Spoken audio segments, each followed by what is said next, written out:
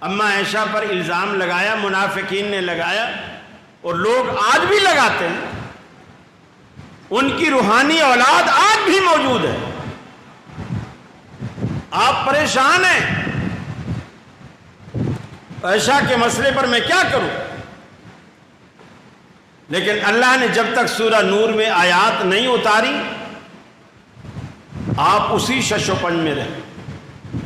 بخاری کی روایت ہے، اللہ کے رسول حضرت عائشہ کے گھر میں 40 دن کے بعد، سوا مہینے کے بعد آج پہلی مرتبہ آئے اور حضرت عائشہ کی چارپائی کے پاس آ کر کے بیٹھے، پینتی کے پاس، اور پہلی دفعہ آج بات کی۔ حضرت عائشہ فرماتے ہیں وہ پہلی دفعہ 40 دن بعد ایسی بات کی کہ میرے پاؤں تلے سے زمین نکل گئی۔ آپ نے فرمایا یا عائشہ انک کنت من بنات آدم ان کنت الممت بذنب فاستغفری من اللہ۔ عائشہ تو بھی آدم زادی ہے، اگر تجھ سے قصور ہوا ہے تو اللہ سے معافی مانگ۔ یہ جملہ وہ آدمی کہہ سکتا ہے جو سب کچھ جانتا ہو؟ یہ جملہ وہ آدمی کہے گا جو سب کچھ جانتا ہو؟ نہیں، یہ وہ کہے گا جو نہ جانتا۔ حضرت علی رضی اللہ تعالیٰ عنہ سے پوچھا کہ میں عائشہ کے بارے میں بہت پریشان ہوں۔ انہوں نے کہا اللہ کے رسول آپ کو کوئی بیویوں کی کمی تھوڑی ہے، اگر آپ پریشان ہیں تو عائشہ کو چھوڑ دیں، یعنی آپ دوسری شادی کر لیں، ان کو طلاق دے دیں۔ حضرت عمر رضی اللہ تعالیٰ عنہ سے پوچھا، عمر میں عائشہ کے بارے میں بہت پریشان۔ حضرت عمر نے کہا اللہ کے رسول یہ بالکل فیصلے کی بات ہے، مجھے یہ بتلائیے کہ عائشہ کو آپ کی بیوی بنا کر آپ کے گھر میں لانے والا کون ہے؟ آپ کے لیے اس رشتے کا انتخاب کس نے کیا؟ رسول اللہ صلی اللہ علیہ وسلم نے انگلی آسمان کی طرف اٹھائی، فرمایا یہ انتخاب تو اللہ کا ہے۔ فرمایا تو پھر آپ کو پریشان ہونے کی کیا ضرورت ہے؟ اس سے پوچھو نا کہ کس ہستی کے لیے کس خاتون کا انتخاب کیا اس نے۔ اور اللہ کا انتخاب کبھی غلط ہو سکتا ہے، کبھی نہیں۔ رسول اللہ کی سمجھ میں یہ بات ایسی بیٹھی، آپ کا وہ چہرہ جو مرجھایا ہوا تھا غم سے، خوشی سے کھل کھلا اٹھا اور کہا جزاک اللہ ابن خطاب، تو نے تو میرے دل کی ساری گرانی دور کر دی۔ اب میں بھی اسی کے فیصلے کا انتظار کرتا ہوں، آپ بھی اسی کے فیصلے کا انتظار کریں۔ جب تک اللہ نہیں بتاتا پیغمبر کو پتہ نہیں چلتا۔ یہ معاہدہ لکھا گیا، دستخط ہوئے، حضرت علی رسول اللہ صلی اللہ علیہ وسلم کی طرف سے اس صلح نامے کو لکھ رہے تھے۔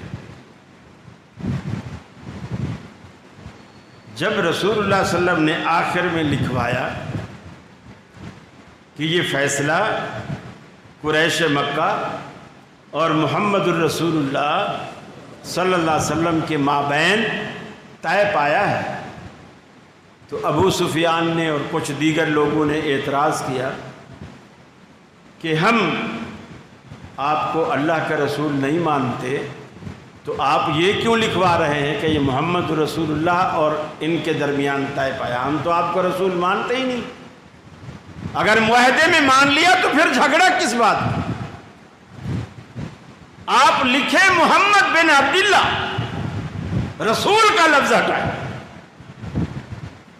آپ نے علی سے کہا کہ علی کوئی بات نہیں، اگر جھگڑا اسی سے مٹتا ہے نا، اللہ کے ہیں تو میں رسول ہوں،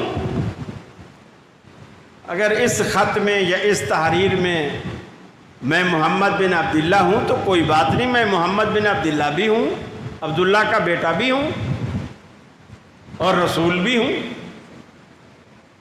اگر رسول پر جھگڑا ہے اور محمد بن عبداللہ پر اتفاق ہوتا ہے تو کوئی بات نہیں، لکھو۔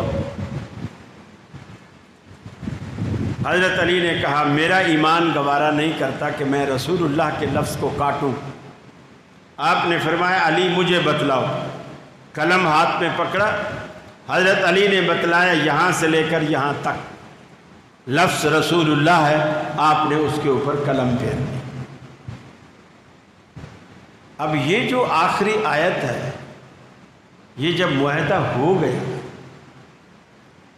اور صحابہ بڑے افسردہ، آپ افسردگی کا اندازہ اس بات سے بھی لگائیں کہ جب معاہدہ ہو گیا، آپ نے صحابہ سے کہا کہ احرام کھول دو، بال کٹا لو، اور اپنے جو گھر والے کپڑے ہیں اس میں آ جاؤ، اور یہ جو ہم نے بغیر عمرہ کیے احرام کھول دیا ہے اس کا دم دو، قربانی کرو۔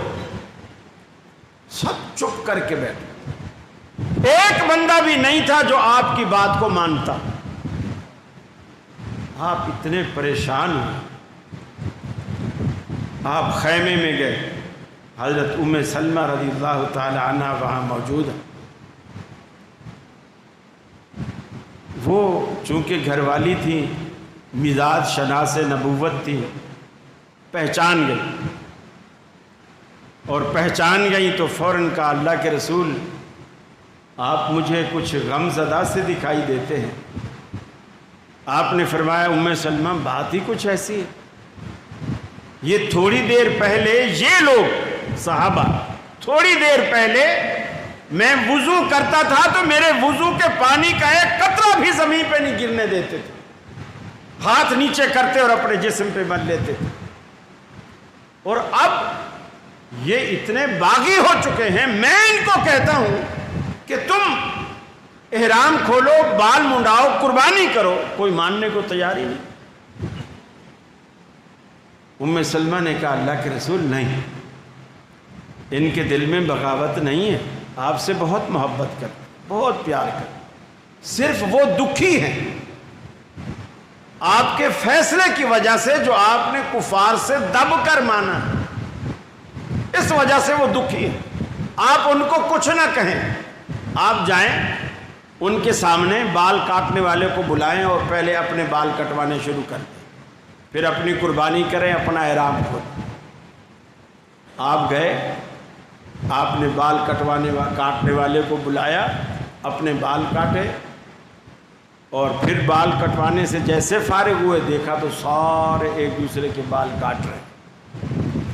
اب آپ مسکراتے ہوئے واپس خیمے میں آئے۔ اب یہ مسکرانا ام سلمہ کو داد دینا تھا۔ اگر بیویاں گھر میں کوئی اچھا کام کر لینا تو کبھی داد بھی دیا کرو، ہر وقت گھر میں تھانے دار نہیں بنے رہا، اچھے کام پر داد بھی دیا کرو کہ شاباش آپ کا یہ مشورہ کام آیا، اور مشورے میں شامل کرو، جیسے اللہ کے رسول نے ام سلمہ سے مشورہ کیا اور وہ ایسا تیر نشانے پر لگا، آپ مسکراتے ہوئے داخل ہوئے، گویا مسکرانا اس بات پر تھا کہ ام سلمہ تو نے بہت خوبصورت مشورہ دیا، اور بالکل ویسے کیا لوگوں نے جیسے آپ نے بتایا۔ فرمایا محمد الرسول اللہ،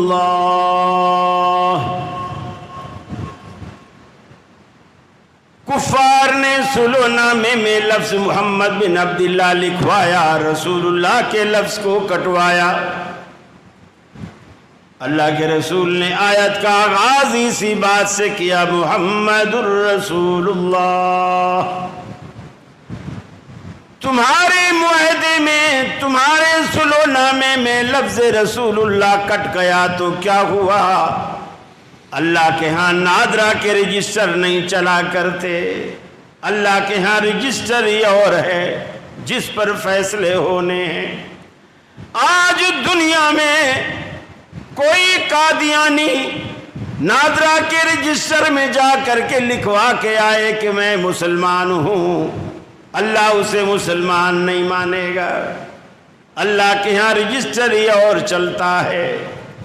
اللہ نے آغاز یہیں سے کیا، محمد الرسول اللہ، محمد تو آپ ہیں ہی، لیکن ہمارے رجسٹر میں آپ اب بھی محمد الرسول اللہ ہیں۔ ان کے نہ لکھوانے سے کوئی فرق نہیں پڑا۔ آپ کو اللہ رب العالمین نے بشارت دی، اِنَّا فَتَحْنَا لَكَ فَتْحًا مُبِينًا، اے حبیب ہم نے آپ کو کھلی واضح اور روشن خوشخبری سنائی فتح کی، آپ کامیاب ہو گئے۔ صحابہ کو رب العالمین نے تسلیاں دی۔